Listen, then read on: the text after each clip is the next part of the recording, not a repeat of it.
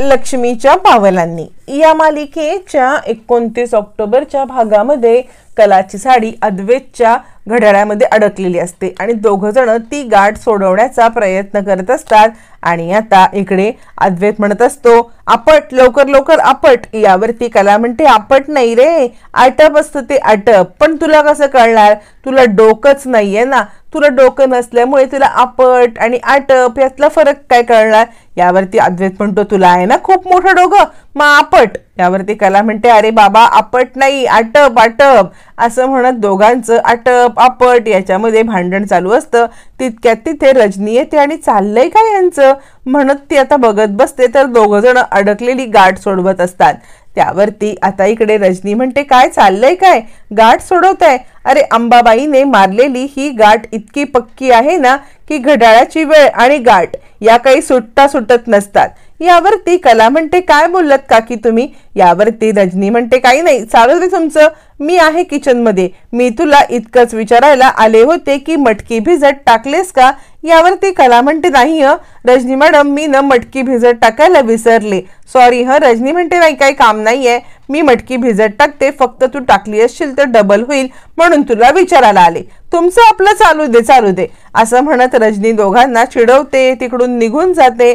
मग कला आणि अद्वैत ही गाठ कशी सोडवायची म्हणून भांडणं करता करता दोघ जण प्रयत्न करायला लागतात। इकडून कला, तिकडून अद्वैत, आणि दोघांच्या प्रयत्नांना अखेर यश येतं आणि ती गाठ अगदी अलगद सुटते। त्यावरती कला म्हणते, बघितलंस, म्हणजे दोघांनी प्रयत्न जर का केले तर या अडकलेल्या गाठी अशा सुटतात। अद्वैत म्हणतो, हो ही गोष्ट मला सुद्धा पटली। कला म्हणते, पहिल्यांदा एका गोष्टीवरती आपलं एकमत झालेलं आहे, नाहीतर आपलं एकमत तर कधी होतच नाही। असं म्हणत कला आणि अद्वैत दोघ जण आपण जर का एकमेकांच्या गाठी सोडवायच्या असतील तर या सगळ्यामध्ये एकमेकांची साथ दिली पाहिजे हे रिअलाइज करतात आणि आता एकमेकांना टाळ्या देतात। आणि आता कला म्हणते, बघितलंस, पहिल्यांदा कोणत्या तरी एखाद्या गोष्टीवरती आपलं एकमत झालेलं आहे।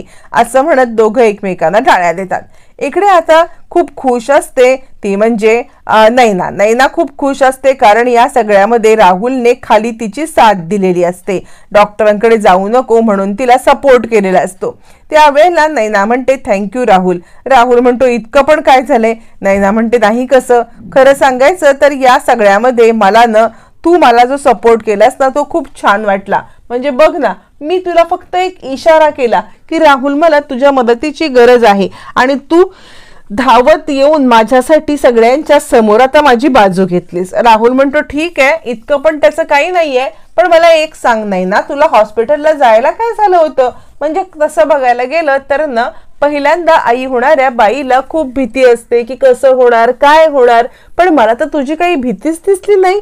म्हणजे इतरांनी कुणाचं जाऊ दे, पण तू तरी घाबरायला पाहिजेस की अशी तुला उलटी झाली, अशी तुला मळमळ झाली, तू सगळ्यात पहिल्यांदा बोलायला पाहिजे होतंस की आपण डॉक्टरांकडे जाऊया, पण तू तर काही बोलायला मागतच नाहीयेस। आता नैना गडबडते आणि ते विचार करते, अरे देवा, खाली तर या लोकांना मी मॅनेज केलं, खाली तर या लोकांना राहुलच्या मदतीने मी आता बरोबर हे सगळं केलं, पण आता इथे काय करणार आहे मी? इथे या सगळ्यामध्ये आता मात्र याला कसं मॅनेज करायचं? त्यावरती नैना म्हणते, खरं सांगू का, तर एका बाईला आपल्याला काय होतंय हे बरोबर समजतं रे, आणि ह्या सगळ्यांना उगाच सवय आहे, थोडं काही झालं की डॉक्टर, त्यामुळे मला आता डॉक्टर करायचे नव्हते।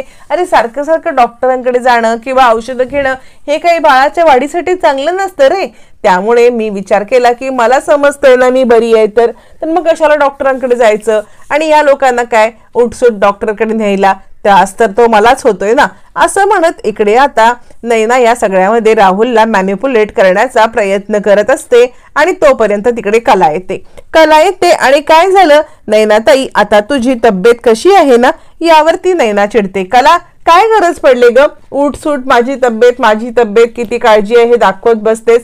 यावरती कला म्हणते, ताई अगं मी का दाखवू, मला खरंच तुझी काळजी वाटली, मला असं वाटते की आपण एक काम करूया का, आपण ना डॉक्टरांकडे जाऊनच येऊ, म्हणजे डॉक्टरांकडे जाऊन आलं ना नुसतं की आपण बिनधास्त ना की या सगळ्यामध्ये आपल्याला काही म्हणजे दुसरं काही करायची गरज नाहीये म्हणून। यावरती आता नैना काही बोलणार तितक्यात तिथे मध्येच राहुल बोलतो, आणि काय चाललंय कला, असं म्हटल्यावरती तो पुन्हा म्हणतो, कला वहिनी तुझं काय चाललंय? हे बघ, माझी बायको माझी प्रायोरिटी आहे, तिला काय हवं तिला काय नको हे सगळं मी बघायला समर्थ आहे. या सगळ्यामध्ये सारखं सारखं सारखं सारखं तुला मध्ये करायची काही गरज नाहीये. तिला जर का डॉक्टरांकडे घेऊन जायचं असेल तर न्यायला मी समर्थ आहे, तू मध्ये मध्ये लुडबुड करू नकोस. कला म्हणते, मला नयनाची काळजी वाटली म्हणून मी आले होते, नयनाताईची काळजी वाटली म्हणून मी आले आणि या सगळ्यामध्ये तिला काही मदत हवी का ते मी विचारलं. तू काळजी घेणार असशील तर ठीकच आहे, मग माझं काही काम नाहीये, मी जाते. असं म्हणत कला तिकडून निघून जाते. नैना म्हणते, थँक्यू राहुल, तू पुन्हा पुन्हा पुन्हा पुन्हा माझी अशी मदत करतोयस, मला खूप आनंद होतोय.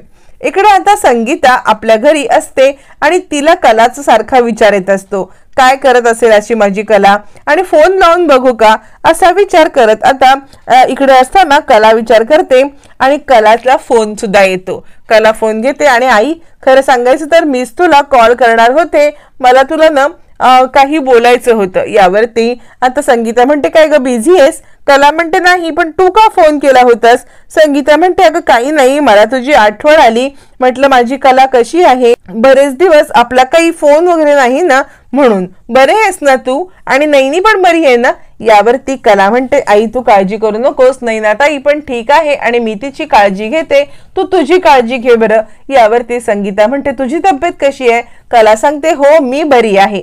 असं म्हटल्यावरती आता कला म्हणते, आई खरं मी तुला एक गोष्ट विचारू का, म्हणजे प्रेग्नन्सी मध्ये उलट्या होणं याच्यामुळे काही प्रॉब्लेम होऊ शकतो का?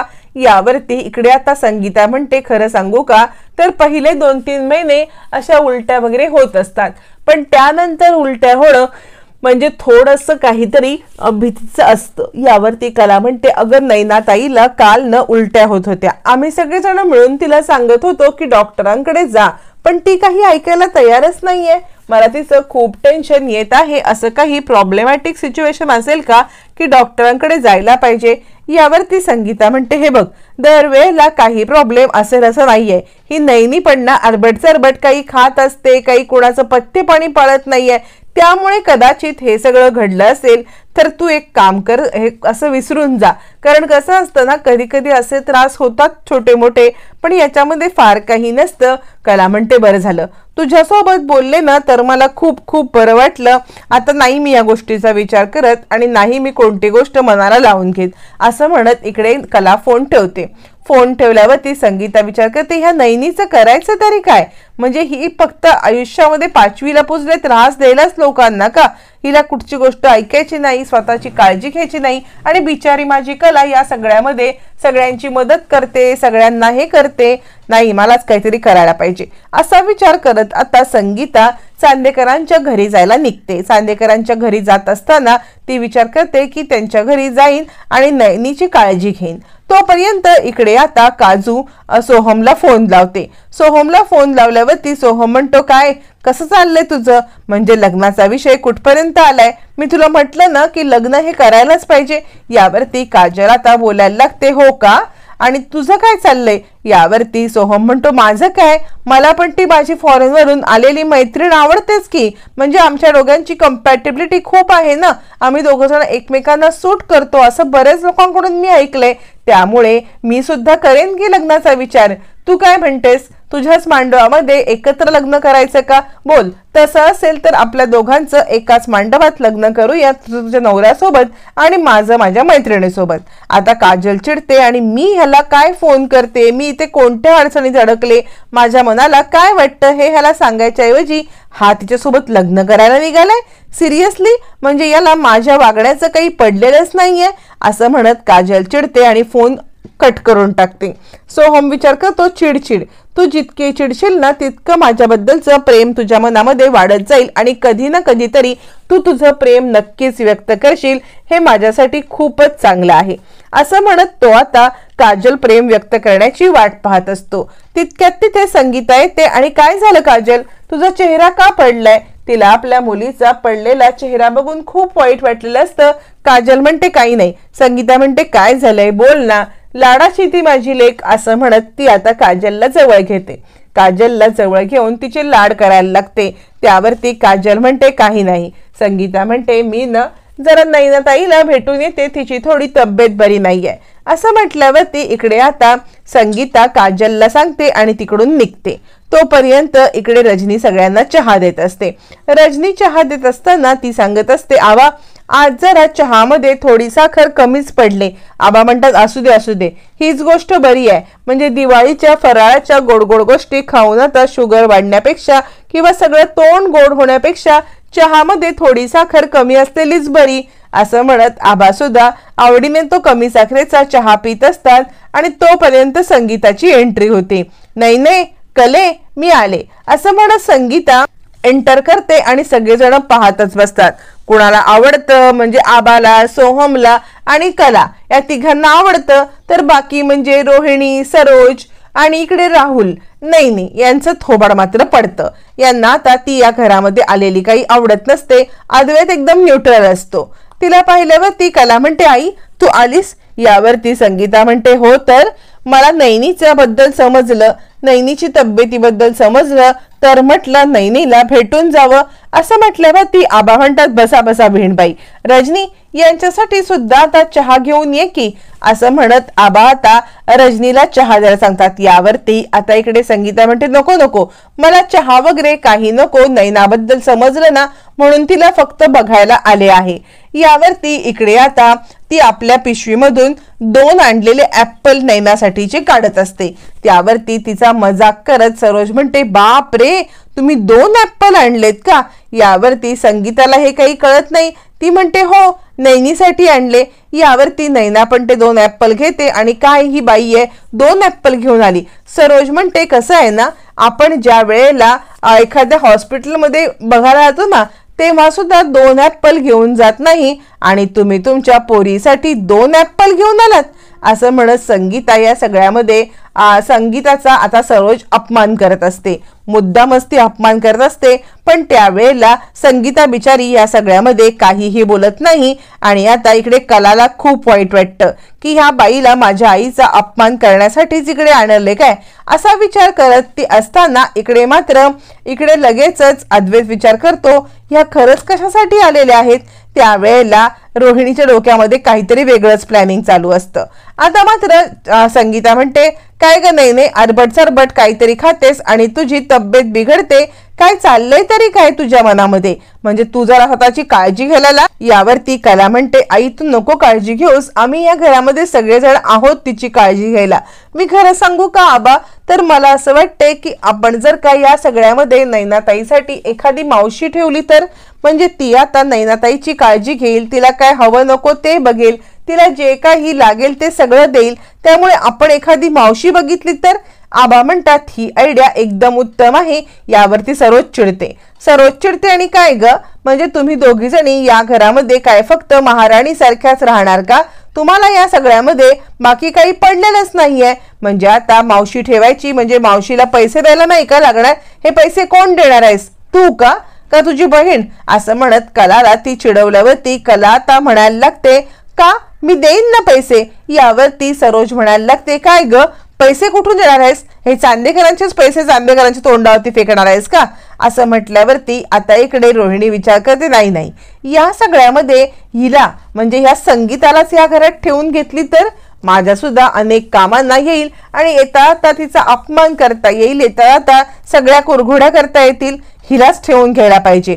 मग आता इकडे रोहिणी म्हणते, मी खरं सांगू का, तर एखादी बाई वगैरे ठेवण्यापेक्षा आपण जर का खरे बाईंनाच इकडे ठेवून घेतलं तर म्हणजे मिसेस खरे जर का इकडे थांबल्या तर बरं होईल ना. असं म्हणत आता इकडे आपला विचार मांडत रोहिणी विचार कसला कटकारस्थानच ती करत असते. आणि आता या सगळ्यामध्ये संगीताने इकडे थांबावं असं ती सांगते. असं म्हटल्यावरती आता मात्र सगळ्या जणांच्या कपाळाला आठ्या येतात. पण आबांना हा विषय आवडतो. आबा म्हणतात, कसली भन्नाट आयडिया आहे, म्हणजे कुणी मावशी पगार देऊन ठेवल्यावरती ती काही आपल्या लेकीची इतकी काळजी घेईल का जितकी काळजी एक आई घेईल. मला 100% खात्री आहे की विहीणबाई नैनाची काळजी नीट घेतील. असं म्हटल्यावरती आता इकडे संगीताला ते म्हणतात, तुम्हाला काही प्रॉब्लेम नाही ना, तुम्ही इकडे राहू शकता ना. यावरती संगीता म्हणते, तर मला कसला प्रॉब्लेम असणार आहे, मी या सगळ्यामध्ये एका पायावरती इथे राहायला तयार आहे. माझ्या नैनीची तर मी काळजी घेईनच.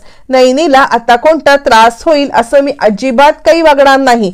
नैनीची काळजी तर घेईन, पण त्याचबरोबर माझ्या कलेचा सुद्धा भरलेला संसार मी पाहीन ना, असं म्हणत संगीता आता या सगळ्यामध्ये आपल्या दोन्ही मुलींच्या सोबत राहता येणार म्हणून खूपच खुश झालेली असते.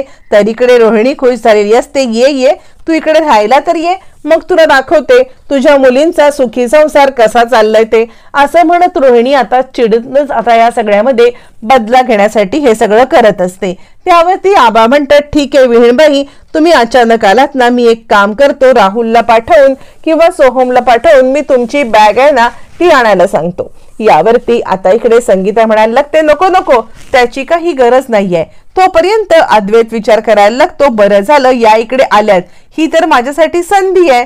म्हणजे आता या तर दरवेळेला माझ्या बाजूने असतात, दरवेळेला काही झालं तरी सुद्धा या सगळ्यामध्ये माझी बाजू घेतात. आणि त्याच वेळेला अद्वैतला दिनकरचं म्हणणं आठवतं की माझी एवढीच माफक अपेक्षा आहे की त्या घरामध्ये माझ्या लेकीला मानाचं स्थान मिळावं. अद्वैत विचार करतो, हीच संधी आहे यांच्या लेकीला या घरामध्ये कशी चांगली ट्रीटमेंट मिळते हे दाखवायला, परत यांची लेक माझ्यासोबत कशी वागते हे दाखवायला. ही माझ्या हातात चालून आलेली संधी आहे आणि ही संधी मला दवडायला नको. काहीही झालं तरी ह्या खरेचं रूप हिच्या आईसमोर आणलंच पाहिजे. ही संधी मला मिळालेली आहे. इकडे कला विचार करते, आई तू इकडे राहशील तर घरी, पण या सगळ्यामध्ये तुझा इकडे अपमान वगैरे झाला तर खरंच मला सहन होणार नाही, असा विचार इकडे आता कला करत असते. तोपर्यंत आबा म्हणतात, जा अरे राहुल बॅग आण. यावरती संगीता म्हणते, नाही नाही अहो बॅग आणायचं काय आबाजी राव गरज नाहीये. म्हणजे खरं सांगू का, तर या सगळ्यामध्ये मी ज्या वेळेला इकडे यायला निघाले ना तेव्हाच मी ठरवलं होतं की किती काही झालं तरी आपण न नैनीच्या सोबतच राहायचं. म्हणजे नैनीची काळजी घ्यायची, म्हणजे ना या घरामध्ये कुणाला तिची काळजी नको पडायला. म्हणून मी ठरवलं होतं आधीच की इकडे राहायला यायचं, नैनीची काळजी घ्यायला. म्हणून बघा मी या सगळ्यामध्ये बॅगच घेऊन आले आहे, असं म्हटल्यावरती आता इकडे संगीता म्हणते, मी बॅग घेऊन आले त्यामुळे मी इथे राहणार आहे, तुम्ही काही काळजी करू नका. आणि खरं सांगू तर मला माझ्या लेकींच्या सोबत राहायची तुम्ही मला संधी दिलीत, त्यासाठी तुमचे जितके आभार मानू तितके कमी आहेत. कलाचा भरला संसार पाहीन आणि नैनीची काळजी घेईन. इकडे कला विचार करायला लागते, काय चाललंय तरी काय. म्हणजे आता आई इकडे तर ती मला या सगळ्यामध्ये याचा असा कर, त्याचं तसं मान कर, किंवा याला असं बोलू नको त्याला तसं उलट बोलू नको, असं सारखं सुनावत राहील आणि याची तर मिजाज वाढेलच. म्हणजे आता त्याला मान दे आणि हे दे हे असं म्हणत राहील आई. पण आता काय करायचं, आई तर आलेली आहे राहायला. मग आता कलाला काही बोलता येत नसतं, काही करता येत नसतं आणि नैना चांगलीच चिडलेली असते. म्हणजे आता ही जर का माझ्या आजूबाजूला सारखी राहिली तर हिच्यासारख्या अनुभवी बाईला ओळखायला वेळ नाही लागणार की मी नाटक करते, म्हणून नैना गडबडलेली असते. इकडे सरोज ही घरात येणार म्हणून चिडलेली असते, तर रोहिणी खुश असते, काहीतरी कटकारस्थानं करायला मिळणार, आता नवीन माणसाला हाताशी धरता येणार आणि नवीन काहीतरी कटकारस्थानं करता येणार, म्हणून रोहिणी खुश असते. प्रत्येकाच्या आपापल्या भावना असतात. तर संगीता आपल्या दोन मुलींच्या सोबत आपल्याला बऱ्याच दिवसानंतर राहता येणार आहे आणि क्वालिटी टाइम स्पेंड करता येईल, म्हणून आता ती खुश असते. तोपर्यंत इकडे आता सामान घेऊन आलेल्या संगीताला राहण्याची सोय करण्याची सोय म्हणजे वेळ येते. त्यावेळेला अद्वैत म्हणायला लागतो, तुम्ही कुठे झोपणार आहात. त्यावरती इकडे आता नालायक रोहिणी म्हणायला लागते, कुठे झोपणार म्हणजे काय, अरे किचन रिकामा आहे ना, आपलं किचन किती मोठं आहे, त्या किचन मध्ये ह्या झोपतील ना. तसंही यांना कुठेही झोपायची कशीही झोपायची सवय असेल, त्यामुळे खास काही वेगळा बेडरूम किंवा हे असं असण्याची काही गरज नाहीये, असं म्हणत ती जेवढा अपमान करता येईल संगीताचा तेवढा अपमान करत असते. संगीता बिचारी काहीच बोलत नाही. आपल्या लेकीसाठी आलेली संगीता सगळा अपमान सहन करून गप्प बसते. तोपर्यंत इकडे आता रूम मध्ये अद्वैत कलाच्या गादीवरती पाय ठेवून उतरत असतो. कला चिडते, अरे काय चाललंय तुझं, काय करतोयस तू हे सगळं, असं म्हटल्यावरती अद्वैत म्हणतो, आवाज खाली, आवाज खाली. जर तुझ्या आईने तुझा आवाज ऐकला तर बघ ती इकडे येऊन तुला लेक्चर देईल की नवऱ्यासोबत असं बोलतात, नवऱ्याचा मान तुला जपता येत नाहीये, हे आणि ते. त्यामुळे एक गोष्ट लक्षात ठेव, तुझी आई इकडे असेपर्यंत तुझं तोंडाचा पट्टा एकदम कमी करायचा, आवाज खाली घ्यायचा. यावरती कला म्हणते, तू काय मला धमकी देतोयस काय रे, तू मला धमकी देतोयस. या सगळ्यामध्ये या धमकीला मी नाही घाबरत आहे, काय सांगू तुला मी. एक गोष्ट लक्षात ठेव, या सगळ्यामध्ये आता ना ती माझी आई आहे. माझी आई माझ्यासाठी इकडे आले ना, माझ्यासाठी आणि माझ्या बहिणीसाठी. तू कशाला या सगळ्यामध्ये पडतोयस? तू याच्यामध्ये अजिबात पडू नकोस, ही गोष्ट लक्षात ठेव, असं म्हणत ती आता इकडे अद्वैतवरती चिडते. अद्वैत म्हणतो, जरी तुझी ती आई असली ना तरी त्या माझ्या बाजूने कायम उभ्या असतात.